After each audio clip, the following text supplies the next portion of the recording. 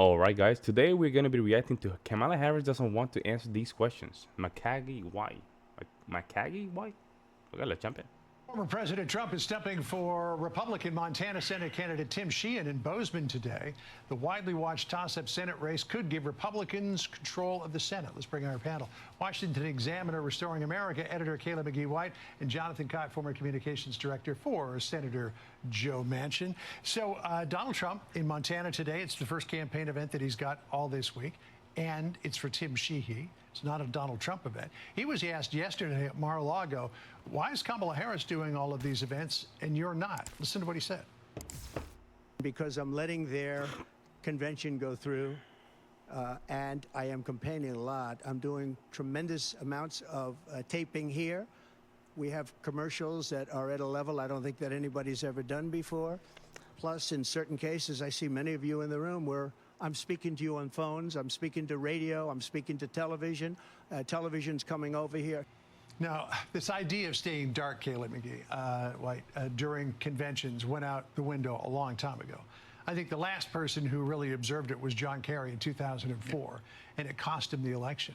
So why is Donald Trump letting her have the spotlight on the campaign trail? Well, especially when you consider how much media hype there is right now for Kamala, you have to let it go. That Trump's campaign would be trying to steal back those airwaves. And I think that this does reflect a concern among conservatives right now that there's a difference in their ground games.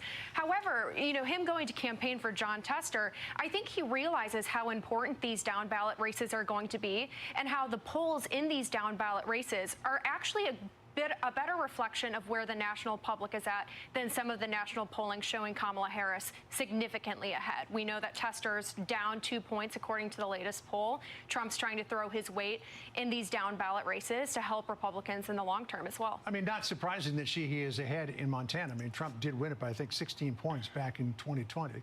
As you pointed out, it's a close race. Sheehy is ahead over Tester by a couple. The good thing is if he don't goes down ballot, the trick about the national election is make sure you get as much down ballots as possible, and that way your platform can run. That's what Trump is just thinking. In one poll. At least we need to have at least minimum, right?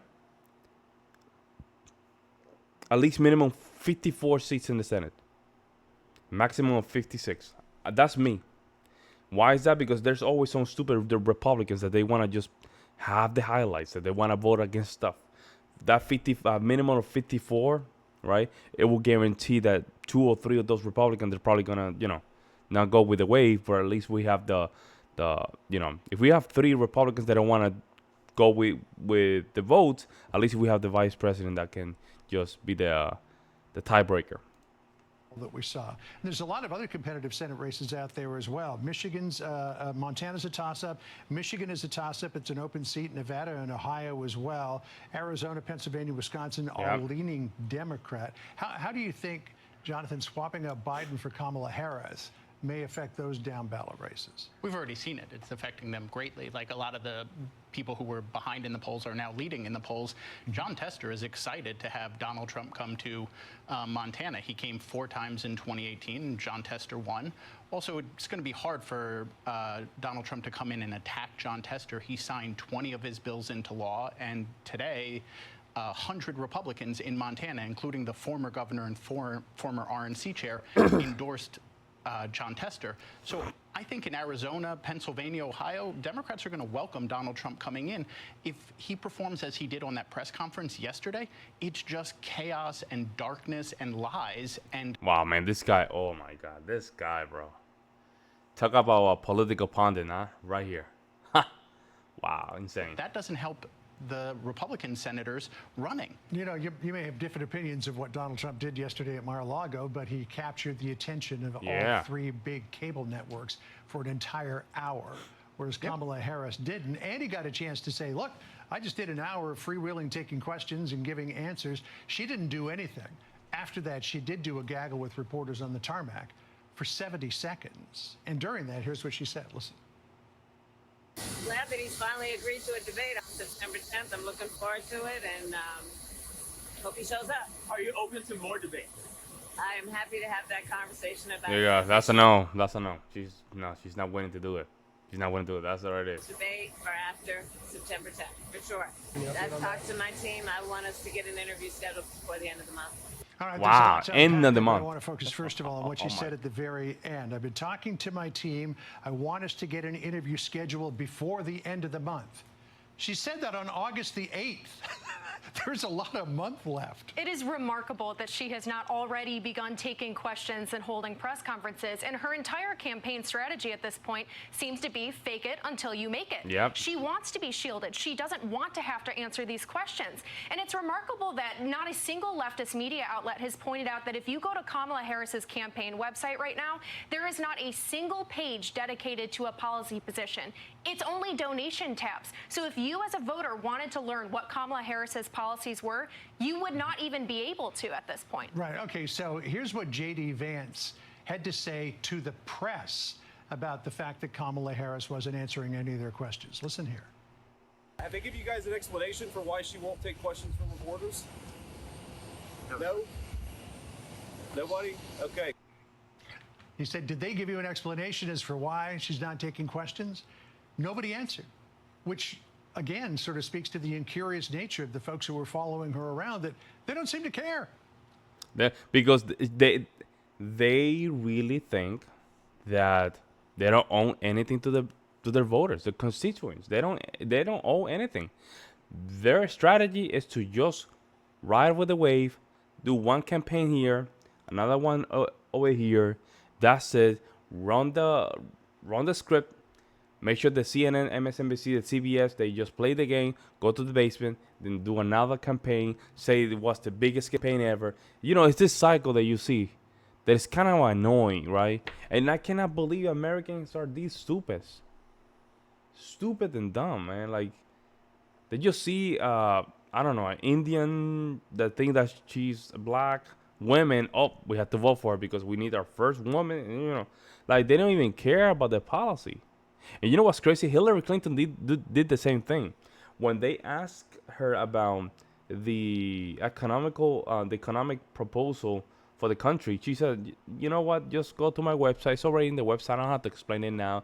Go there and just Google it and you can check it. Like, these people, they really don't respect their voting base. They don't. Right. I don't think the Harris campaign is going to take advice from J.D. Vance, who took a bunch of questions after he was announced, and I'm not saying the was a campaign, debacle. I'm Wow, not saying that's the campaign, but it's like the people who are following her on the road, the media following her on the road, they're not saying, why isn't she answering our questions? Why isn't she giving us availabilities? They're not going to say that to J.D. Vance. He's asking Look at them this questions guy, they're bro. reporting. Look at this guy, man. We're talking about Kamala, bro. I don't give a damn about J.D. Vance. They don't respond to him. But their reporters talk to other people from the same organization. And I'm sure they would love to get an interview with I the remember vice when I president.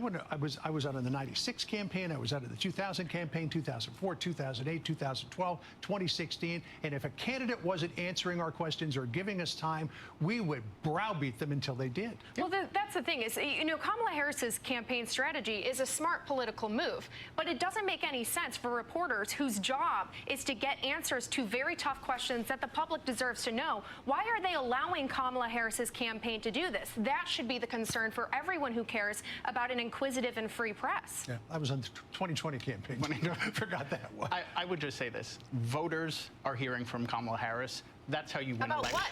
She's speaking directly to voters. She's telling But them about what? I will tell you if you let me. She's telling them her vision for the Nothing. country. He's literally saying nothing. He's literally saying nothing about vision, suggestive words. Walz's Which vision for includes the what country. policies? She is laying them out. You should watch one of the rallies. They talk about them extensively. I have. They're very scripted. She reads from the teleprompter. She repeats the exact same speech every time. And she has not mentioned a single policy that she plans to implement. It's a serious problem. We got to go. But on that point, we will show you some video which backs up what Kaylee just said. Kaylee, Jonathan, thank you for joining us. Yeah, this dude, bro. You better check yourself, man. This is not good look, man. You look weak as a guy. You have a conservative woman here pushing back.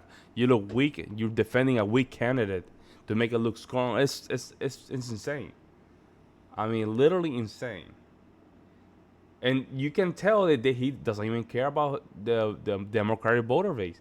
There's nothing in her website. I already checked it. There's nothing in her website. Just a very simple biography.